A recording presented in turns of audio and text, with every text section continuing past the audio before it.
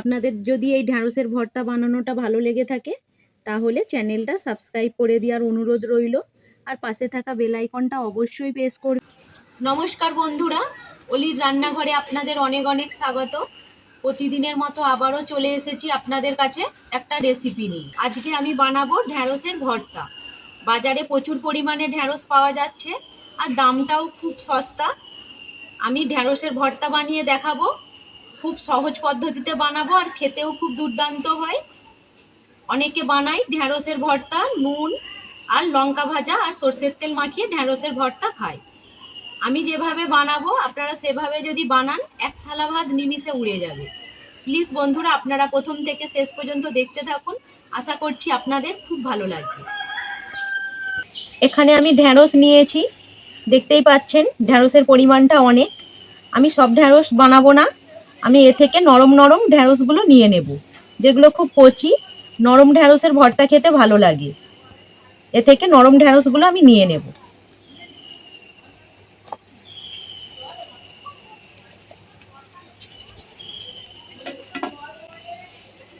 আপনারা যখন ঢ্যাঁড়সের ভর্তা বানাবেন নরম ঢ্যাঁড়স নেবেন, তাহলে ভর্তাটা খেতে খুবই ভালো হয়।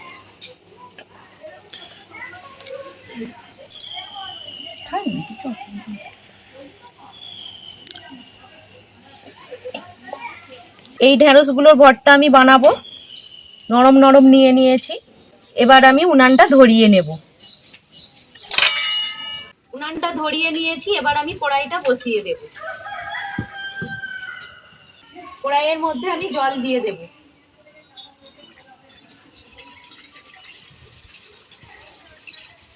খুব বেশি দেব না, জলটা বুঝে দিতে হবে।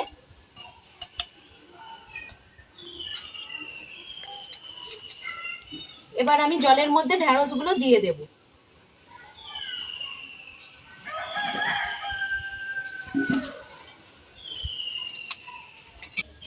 ঢ্যাঁড়সগুলো দিয়েছি, এবার আমি চাপা দিয়ে দেব। চাপা দিয়ে ঢ্যাঁড়সগুলো সেদ্ধ করে নেব। দেখতে পাচ্ছেন জলের পরিমাণটা খুব বেশি না, ঠিক এই রকম দিতে হবে। ঢ্যাঁড়সগুলো উঠা উঠা হয়ে আছে, খুব বেশি জল দিলে হবে না, ঠিক মতো মতো জলটা দিতে হবে। এবার আমি চাপা দিয়ে দেব। ঢ্যাঁড়সটা সেদ্ধ হয়ে গেছে।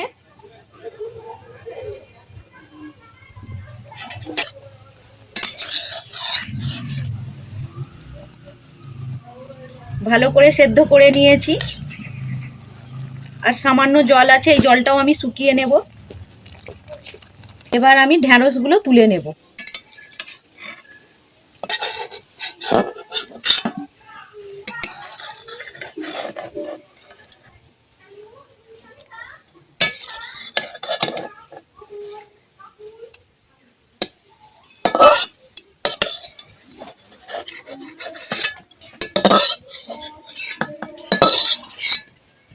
এবার আমি ঢ্যাঁড়সগুলো ঠান্ডা করে নেব।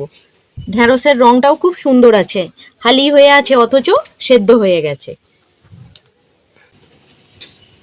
এখানে আমি একটা পেঁয়াজ নিয়েছি, পেঁয়াজটা কেটে নেব।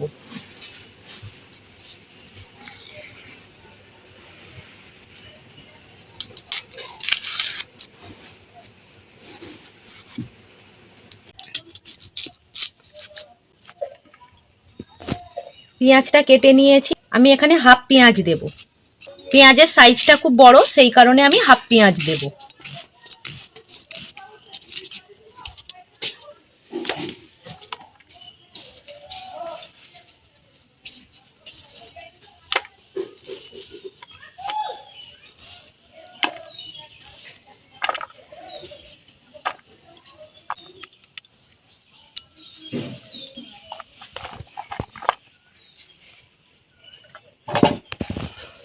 পেঁয়াজের মধ্যে আমি কাঁচা সরষের তেল দিয়ে দেব।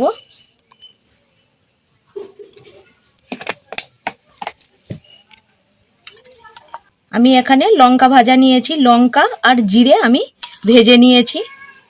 দেখতেই পাচ্ছেন তেল দিয়ে ভেজে নিয়েছি, এর মধ্যে জিরে দেওয়া আছে। এই জিরে লঙ্কা ভাজাটা আমি দিয়ে দেব।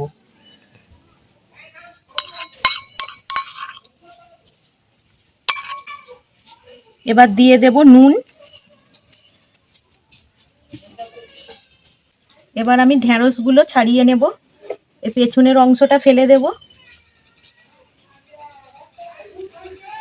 আর ঢ্যাঁড়সগুলো দেখে নিতে হবে যে ভেতরে পোকা টোকা আছে কিনা। যদি পোকা আরে থাকে তাহলে ফেলে দিতে হবে। এইভাবে দেখে নিতে হবে। প্রত্যেকটা ঢ্যাঁড়স আমি দেখে নেব।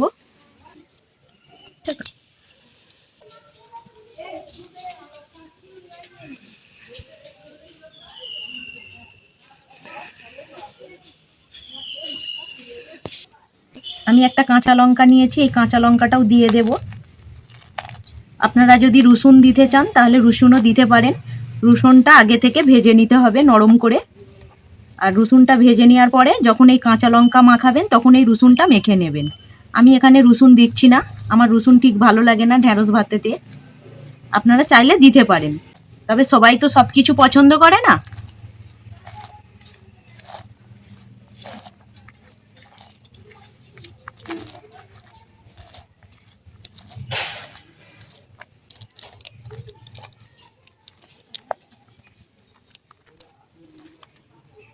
ঢ্যাঁড়সের রঙটা এখনো সবুজ আছে, দেখতে পাচ্ছেন? সেদ্ধ হয়ে গেছে, খুব ভালো মতো সেদ্ধ হয়েছে। দেখে কি মনে হচ্ছে সেদ্ধ হয়েছে না? খুব ভালো মতো সেদ্ধ হয়েছে। এবার আমি পেঁয়াজ লঙ্কা ভাজা মাখিয়ে নেব।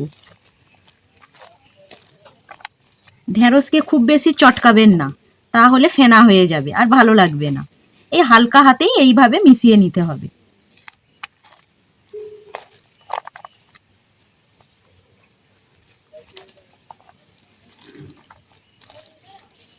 আমি আরও একটু সর্ষের তেল দিয়ে দেব। যে কোনো ভর্তাতে সর্ষের তেল না দিলে চলে না, সর্ষের তেলটা আসল। যে কোনো ভর্তা বানাতে গেলে কাঁচা সর্ষের তেল দেবেন, খেতে খুবই ভালো লাগে। সর্ষের তেল না দিলে ভর্তার স্বাদটাই ঠিক পাওয়া যায় না। ঢ্যাঁড়সের ভর্তাটা মাখানো হয়ে গেছে। এবার ঢ্যাঁড়সের ভর্তাগুলো একটা প্লেটে আমি তুলে নিচ্ছি। আপনারা দেখুন কতটা লোভনীয় হয়েছে।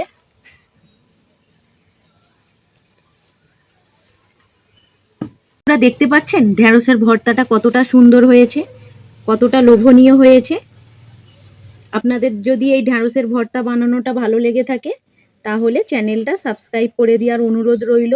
আর পাশে থাকা বেল আইকনটা অবশ্যই প্রেস করবেন, কারণ চ্যানেলে আমি যখনই কোনো নতুন রেসিপি দেব সবার আগে আপনাদের কাছে পৌঁছে যাবে। ভিডিওটা এখানেই শেষ করছি। আপনারা ভালো থাকবেন, সুস্থ থাকবেন। ধন্যবাদ।